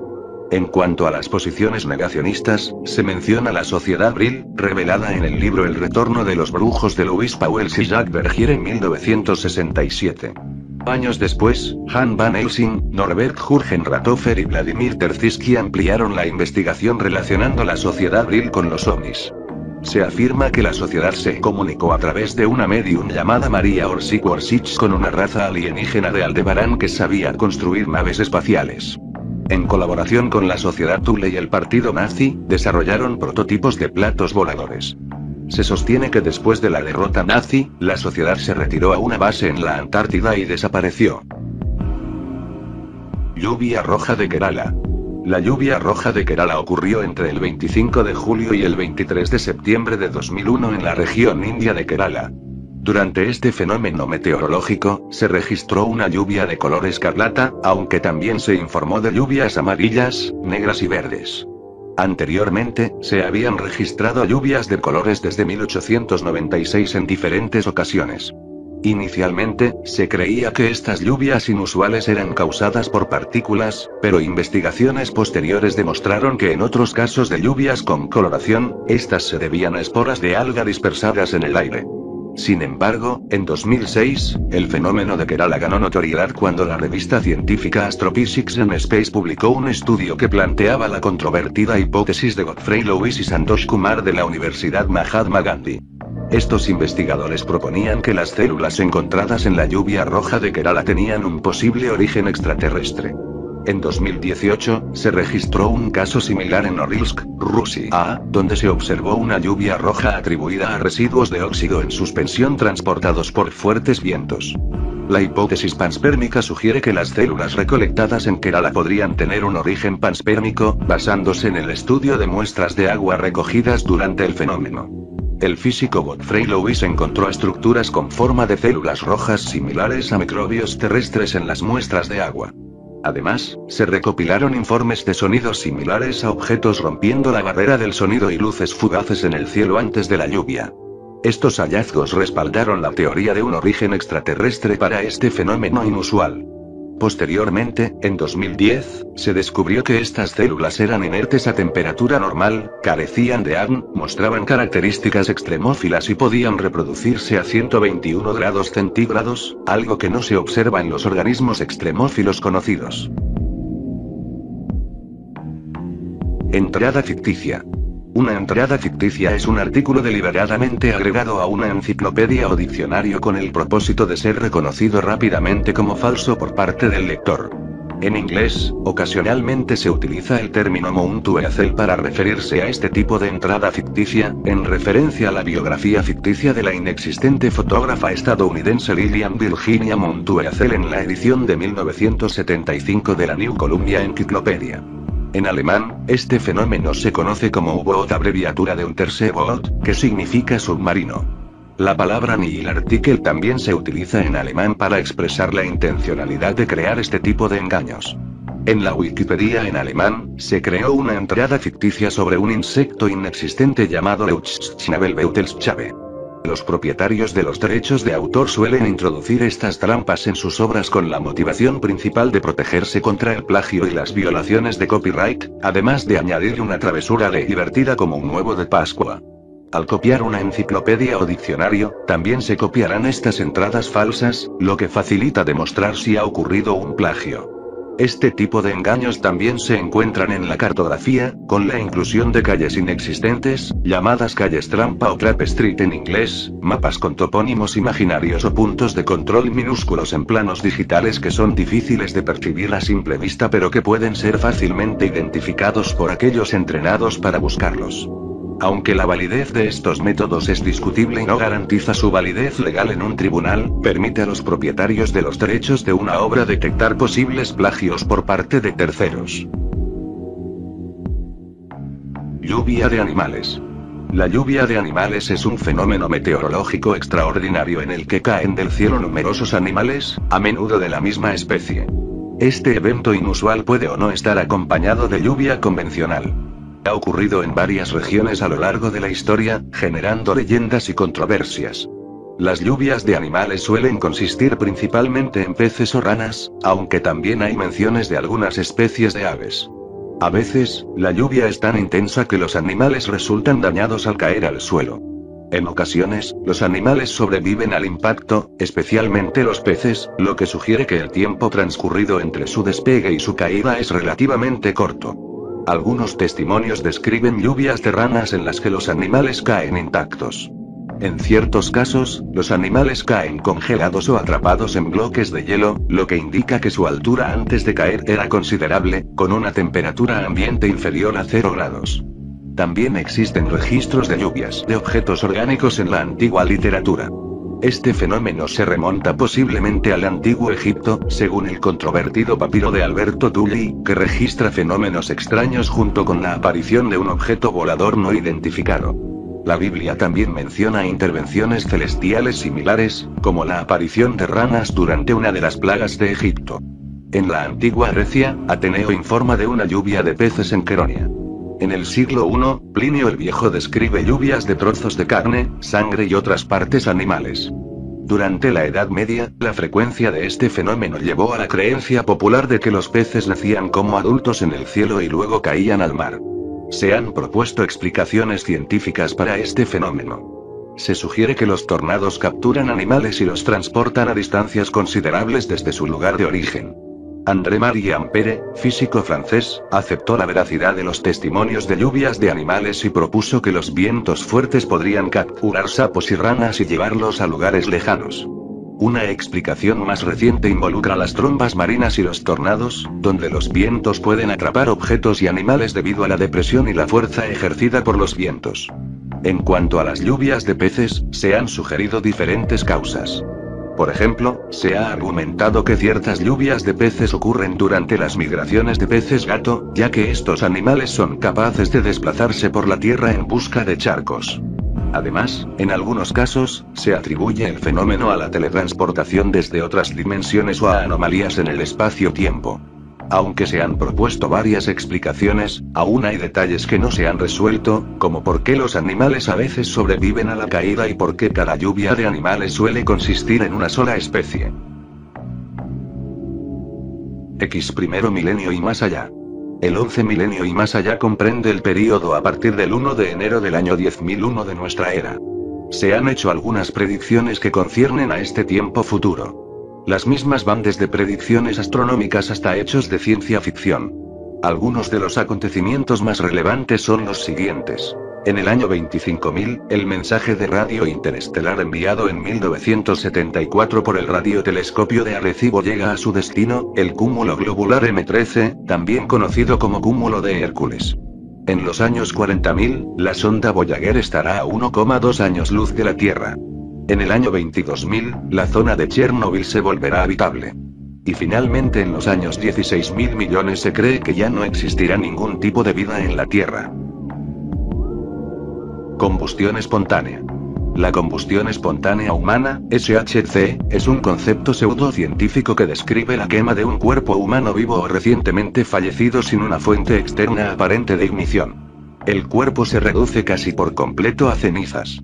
También se utiliza el término ignición espontánea humana, combustibilidad humana extraordinaria, combustibilidad humana preternatural y autocombustión humana. Aunque existen varias hipótesis sobre la combustión espontánea, el consenso científico actual es que los casos de SHC involucran fuentes externas de ignición que han sido pasadas por alto, junto con el efecto mecha. El efecto mecha ocurre cuando la ropa o algún tipo de tela que cubre el cuerpo comienza a arder lentamente debido a una chispa o llama tenue. Mientras la tela arde, la grasa corporal se derrite y es absorbida por la misma tela, actuando como una mecha de vela y produciendo una llama suave y estable. Esta llama puede arder durante horas y carbonizar las partes del cuerpo en contacto con la tela sin afectar el resto del cuerpo. El término combustión espontánea humana fue propuesto por primera vez en 1746 por Paul Rolly. Desde entonces, se han reportado alrededor de 200 casos de SHC en todo el mundo en un período de aproximadamente 300 años. Sin embargo, muchos de estos casos carecen de una investigación exhaustiva y se basan en testimonios de segunda o tercera mano. El consenso científico sostiene que los casos de aparente combustión espontánea tienen una fuente externa de ignición y que la combustión humana espontánea sin una fuente externa es extremadamente improbable. Se han propuesto explicaciones como el efecto mecha, la influencia del alcoholismo, el fumar como fuente de ignición y la presencia de grasa corporal como combustible. Las teorías paranormales y alternativas, como la existencia de partículas subatómicas pseudocientíficas o la actividad poltergeist, han sido cuestionadas debido a la falta de pruebas sólidas. Algunos casos de SHC también pueden ser confundidos con suicidios o autoinmolación. En resumen, la combustión espontánea humana es un concepto pseudocientífico que se refiere a la quema inexplicada de un cuerpo humano sin una fuente externa aparente de ignición. Aunque existen varias teorías, el consenso científico es que estos casos involucran fuentes de ignición pasadas por alto y el efecto mecha. Explosión de ballenas. La explosión de ballenas ha sido documentada en 2 ocasiones notables y en varios casos menos conocidos. La explosión más famosa tuvo lugar en 1970 en Florence, Oregón, Estados Unidos. En este incidente, la División de Autopistas de Oregón detonó un cachalote muerto, erróneamente identificado como ballena gris, en un intento por deshacerse de su cadáver en descomposición. El humorista Dave Barry popularizó el evento al escribir sobre él en su columna del periódico después de ver una grabación televisiva de la explosión. Posteriormente, el suceso se volvió internacionalmente conocido cuando el vídeo se difundió en Internet. También se han registrado casos de explosiones autoinducidas. Otro caso bien documentado ocurrió en Taiwán en 2004, cuando un cachalote en descomposición acumuló gas y explotó mientras estaba siendo transportado para realizarle una autopsia. Varios autores han escrito acerca de este incidente.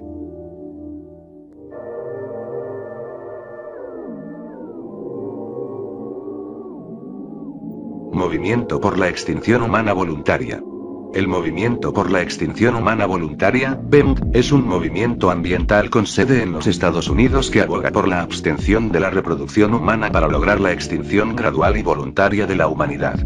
Su objetivo principal es evitar la degradación ambiental y reducir el sufrimiento causado por los seres humanos. El movimiento argumenta que la sobrepoblación humana ha llevado a la extinción de especies no humanas y a la escasez de recursos. Fue fundado en 1991 por Les Mead, quien cree que la extinción humana sería la mejor solución para los problemas ambientales de la Tierra. BEMV funciona como una red informal y no tiene una lista formal de miembros. Mead promueve la no reproducción como una elección altruista y defiende que la extinción humana permitiría a otras especies sobrevivir y vivir en armonía con el planeta. BEMV ha ganado atención principalmente a través de los medios de comunicación y ha utilizado el lema "que vivamos largo tiempo y luego desaparezcamos". Aunque su ideología es más extrema que la de otros grupos ambientales, como Population Action International, rechazan la automatación masiva y no adoptan una postura política abierta. Mujer con cara de cerdo. Las historias sobre mujeres con cara de cerdo que se originaron en Noruega, Inglaterra y Francia a finales del siglo XVII tenían elementos comunes. La historia básica implicaba a una mujer noble embarazada que despreciaba a una pordiosera y sus hijos, comparándolos con cerditos.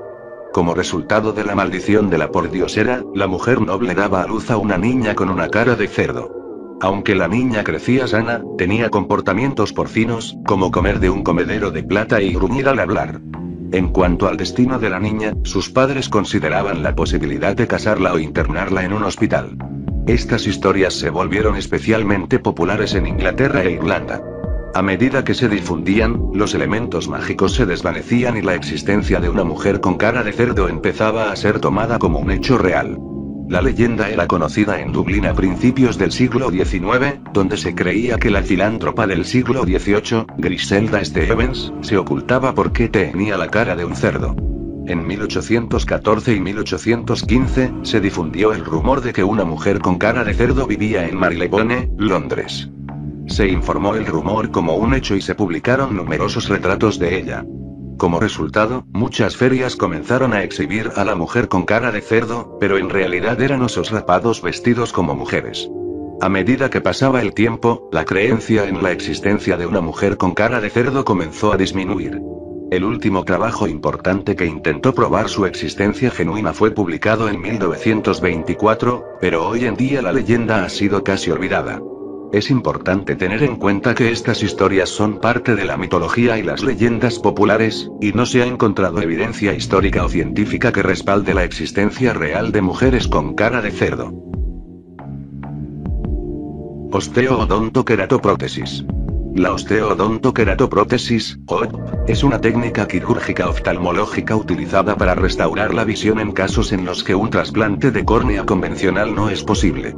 Consiste en la colocación de una córnea artificial hecha de un fragmento de un diente del propio paciente en un cilindro transparente de polimetilmetacrilato.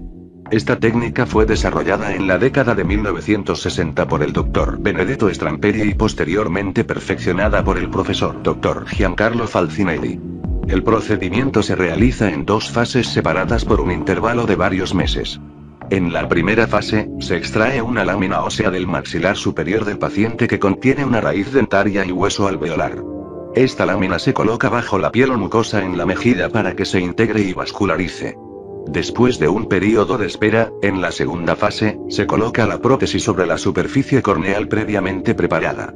Esto permite que la luz pase a través de la prótesis y restaure la visión. La OOP ha demostrado proporcionar mejoras en la agudeza visual en aproximadamente el 80% de los pacientes sometidos a la cirugía. La técnica tiene propiedades biológicas únicas debido a que utiliza un autoinjerto heterotópico de tejido humano que contiene células viables y altamente diferenciables del ligamento periodontal. Esto favorece la biointegración tisular y puede contribuir a mejores resultados a largo plazo en comparación con otros procedimientos de injerto.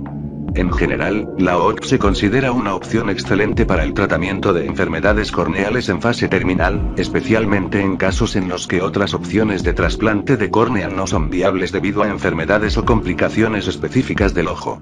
Sin embargo, como cualquier procedimiento quirúrgico, tiene limitaciones y posibles complicaciones que deben tenerse en cuenta y discutirse con el oftalmólogo antes de considerar esta opción.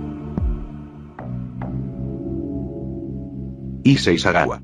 Fue un criminal japonés, pintor, actor, traductor, novelista y escritor, conocido por su participación en un espeluznante caso de asesinato y canibalismo. Sagawa cometió el asesinato de Renée Artebel, una mujer holandesa. Después de quitarle la vida, cortó su cuerpo, llevó a cabo actos de canibalismo y realizó necrofilia durante varios días. Sagawa fue arrestado por sus crímenes pero fue puesto en libertad después de 2 años de detención preventiva por considerársele legalmente demente. Fue deportado a Japón tras su liberación. La liberación de Sagawa se debió a un tecnicismo legal y su posterior notoriedad en Japón generó atención internacional.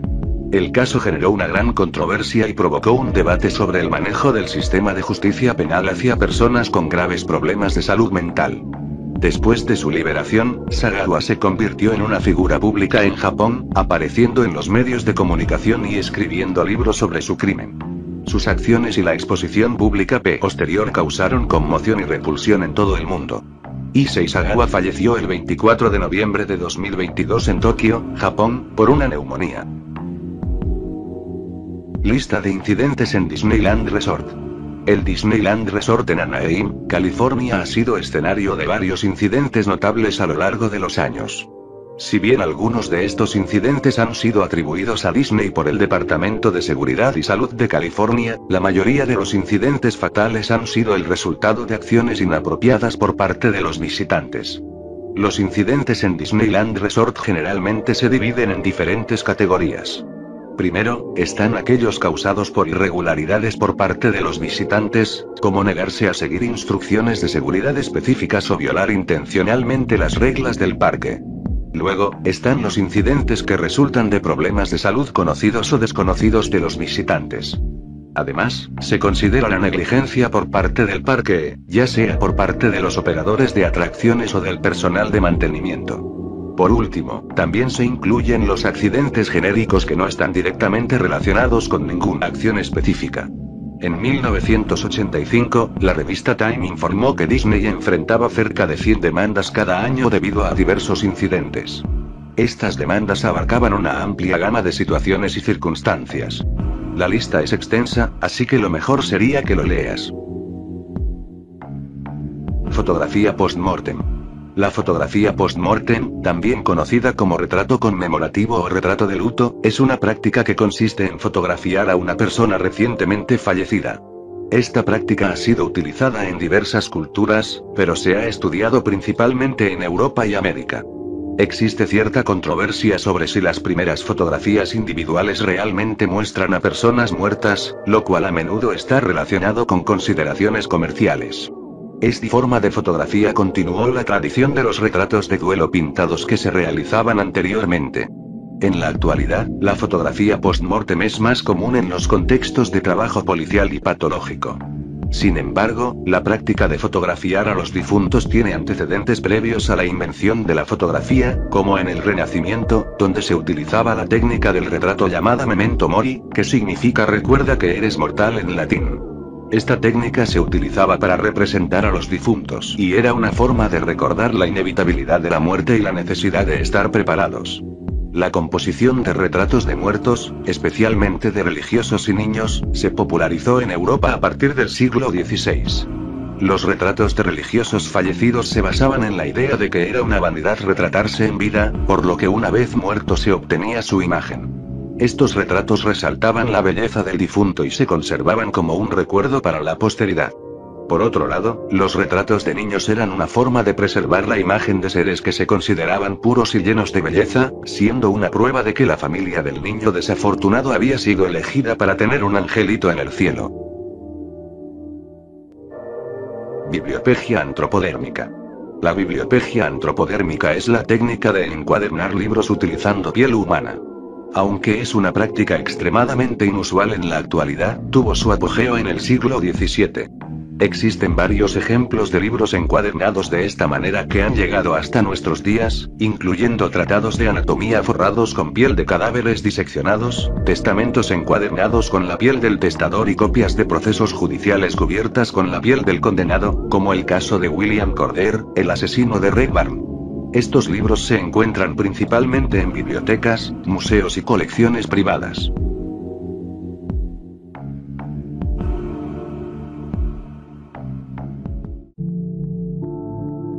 Síndrome de Cotard. El síndrome de Cotard, también conocido como delirio de negación o delirio nihilista, es una enfermedad mental relacionada con la hipocondría. Los individuos afectados por este síndrome creen estar muertos, sufriendo la putrefacción de sus órganos o simplemente no existiendo. Algunos pacientes llegan incluso a creer que son incapaces de morir. Los síntomas más comunes incluyen la negación del propio cuerpo, la negación de la propia existencia, el delirio de hipocondría y la creencia en la inmortalidad. En casos más complejos, los pacientes pueden creer que ellos mismos están muertos e incluso que personas cercanas a ellos han fallecido. A menudo, también mantienen la idea de una existencia como alma en pena. Aunque este delirio es típico de depresiones graves, también puede observarse en otras enfermedades mentales severas como la esquizofrenia, la demencia o las psicosis causadas por enfermedades médicas o sustancias tóxicas. A veces, el síndrome de Cotard puede estar relacionado con trastornos del estado de ánimo como la depresión o trastornos de ansiedad, e incluso puede manifestarse después de una lesión cerebral sin una causa clara. El niño de la caja. El niño en la caja, también conocido como Joseph Augustus Zarelli, fue un niño cuyo cuerpo fue encontrado en una caja de cartón en Filadelfia, Pensilvania, el 25 de febrero de 1957. El niño parecía haber sido aseado y recién arreglado, pero había sufrido abusos físicos antes de su muerte. A pesar de los esfuerzos de la policía y la amplia cobertura mediática, su identidad y el autor del crimen nunca fueron descubiertos. El cuerpo del niño fue encontrado envuelto en una manta a cuadros dentro de una caja de cartón que alguna vez había contenido una cuna. Tenía signos de malnutrición y cicatrices quirúrgicas en varias partes de su cuerpo. La policía creía que murió debido a un traumatismo causado por un objeto contundente. Se investigaron varias teorías sobre el caso, pero dos de ellas generaron un mayor interés. Una teoría sugería que el niño provenía de una casa de acogida cerca del lugar del hallazgo, pero no se encontraron pruebas definitivas. Otra teoría fue presentada por una mujer con problemas mentales llamada Marta, quien afirmó que su madre abusiva había comprado al niño a sus padres biológicos y que murió después de ser sometido a abusos extremos. Sin embargo, la policía no pudo verificar su historia. A lo largo de los años, se realizaron esfuerzos para identificar al niño, incluyendo la reconstrucción facial digital y el uso de técnicas de perfilado de ADN. En 2022, después de un minucioso proceso de genealogía, se logró identificar al niño como Joseph Augustus Zaredi. Su caso sigue sin resolverse, pero finalmente se le devolvió su nombre y fue enterrado en un cementerio con una lápida que dice: "El niño desconocido de América". Elisa Lam. Elisa Lam, también conocida como Lam Oji, fue una estudiante canadiense de la Universidad de Columbia Británica en Vancouver. Su cuerpo fue encontrado en el tanque de agua del Hotel Cecil en el centro de Los Ángeles el 19 de febrero de 2013. Lam había sido reportada como desaparecida a principios de ese mes, y los trabajadores del hotel descubrieron su cuerpo después de investigar las quejas de los huéspedes sobre problemas con el suministro de agua. La desaparición de Lam recibió una amplia atención, especialmente después de que el Departamento de Policía de Los Ángeles publicara un vídeo de las últimas imágenes capturadas por una cámara de seguridad del ascensor en el día de su desaparición. En el vídeo, se ve a Lam salir y entrar en el ascensor, comportándose de manera extraña y pareciendo esconderse dentro de él. El vídeo se volvió viral en internet y generó especulaciones y teorías sobre su desaparición, que iban desde intervenciones paranormales hasta problemas de salud mental. Las circunstancias de la muerte de Lam también generaron preguntas, especialmente debido a la historia del Hotel Cecil, que había sido escenario de otros casos notables de muertes y asesinatos. Su cuerpo fue encontrado desnudo en el tanque de agua, con la mayoría de su ropa y objetos personales en el fondo. Después de varios retrasos, la oficina del forense del condado de Los Ángeles publicó el informe de la autopsia, que no reveló evidencia de trauma físico y determinó que la causa de la muerte fue accidental. El caso atrajo la atención de los medios y el público en general, y se señalaron similitudes entre la muerte de Lam y la trama de la película de terror japonesa Dark Water Agua Oscura, de 2002. Los huéspedes del Hotel Cecil demandaron al hotel por el incidente, y los padres de Lam presentaron una demanda por separado, aunque esta última fue desestimada en 2015. El caso de Elisa Lam ha sido mencionado en la cultura popular a nivel internacional. Caso McMartin. El caso McMartin fue un famoso caso judicial de abuso ritualizado satánico en una guardería preescolar en los años 1980. Comenzó en 1983 cuando se presentó una denuncia contra la familia McMartin, dueños de la guardería en California, acusándolos de abusar sexualmente de 360 niños y de realizar rituales con sacrificios de animales en túneles subterráneos dentro del establecimiento. Después de 6 años de juicio, no se lograron obtener condenas y todos los cargos fueron retirados. Se convirtió en el juicio penal más largo y costoso en la historia de Estados Unidos en ese momento. El caso formó parte de la histeria de abuso sexual en las guarderías, una especie de pánico moral sobre el abuso consensuado y ritual en la década de 1980 y principios de 1990 en Estados Unidos. Las acusaciones iniciales surgieron cuando Judy Johnson, madre de uno de los estudiantes preescolares, denunció que su hijo había sido sodomizado por su marido y un profesor de la guardería McMartin. Durante la investigación, J. Johnson realizó varias acusaciones más, incluyendo abusos sexuales con animales y actos extraordinarios por parte del personal de la guardería. Sin embargo, Johnson, quien tenía esquizofrenia, presentaba inconsistencias en sus declaraciones y fue encontrada muerta poco después de que comenzara el juicio. También se reportó la muerte de un policía que iba a testificar en el caso. El caso se basó en testimonios de más de 300 supuestas víctimas, y se presentaron fotografías que pretendían mostrar signos de trauma genital en los niños. Sin embargo, no se encontraron pruebas contundentes ni testigos adultos oculares que respaldaran las acusaciones. En 1990, después de más de 30 meses de juicio, el jurado declaró a los acusados, Ray Buckey y su madre, no culpables de la mayoría de los cargos. Algunos miembros del jurado expresaron que no estaban completamente convencidos de la inocencia de Buckey, pero que la acusación no presentó pruebas suficientes. El caso generó diversas reacciones, especialmente entre los padres de los niños involucrados. Se realizaron excavaciones en el terreno de la guardería, encontrando túneles subterráneos que los niños habían descrito, pero también se encontraron objetos que podrían indicar que eran simples pozos de basura antiguos. En resumen, el caso McMartin fue un controvertido proceso judicial que involucró acusaciones de abuso sexual ritualizado en una guardería preescolar. A pesar de la duración y los recursos invertidos, no se lograron condenas y los cargos fueron retirados, generando un debate sobre la validez de las acusaciones y las prácticas utilizadas en el juicio. Muerte de James Bulger. El asesinato de James Bulger fue un impactante caso criminal británico que captó la atención mundial en 1993. James Patrick Bulger, un niño de casi 3 años, fue secuestrado y asesinado el 12 de febrero de 1993 en Bogle, cerca de Liverpool, Reino Unido. 2 chicos de 10 años, John Venables y Robert Thompson, fueron responsables del crimen. James desapareció en el centro comercial New Strand mientras estaba con su madre. Su cuerpo irreconocible fue encontrado cerca de una línea férrea en Walton el 14 de febrero. El 20 de febrero de 1993, Thompson y Venables fueron acusados de secuestro y asesinato. En noviembre de 1993, después de un juicio, Thompson y Venables, ambos de 11 años, fueron declarados culpables del asesinato de Bulger, convirtiéndose en los asesinos convictos más jóvenes del siglo XX. Fueron sentenciados a prisión hasta que alcanzaran la edad adulta, inicialmente hasta los 18 años. Sin embargo, fueron liberados en junio de 2001. Nacimiento en ataúd.